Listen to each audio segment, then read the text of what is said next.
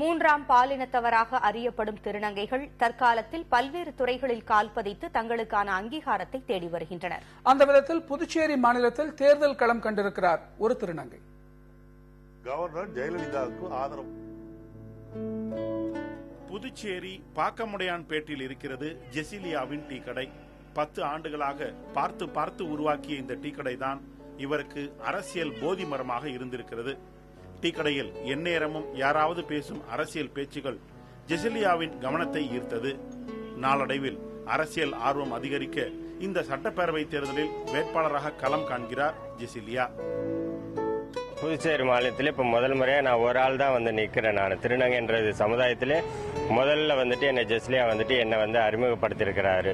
இந்த என்னோட கமிட்டி மக்கள் எல்லாருக்குமே இது பெருமை தரக்கூடிய விஷயம். இது என்னோட கமிட்டி மக்களே எனக்கு ஆதரவு கொடுத்துருக்குறாங்க. பொதுமக்களே எங்களுக்கு ஆதரவு கொடுக்குறாங்க. இது சட்டசபையில் நாங்கள் பொறுப்பேற்கிறதுக்கு மக்கள் கையில் தான் இருக்கு.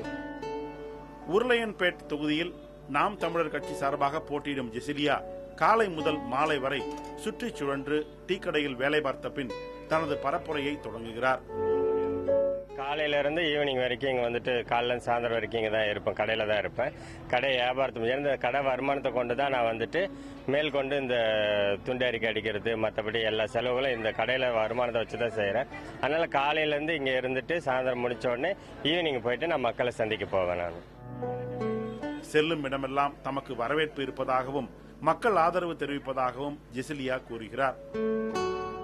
புதுச்சேரி சட்டமன்ற தேர்தல் வரலாற்றில் முதல் முறையாக திருநங்கை ஜெசிலா போட்டியிடுகின்றார்.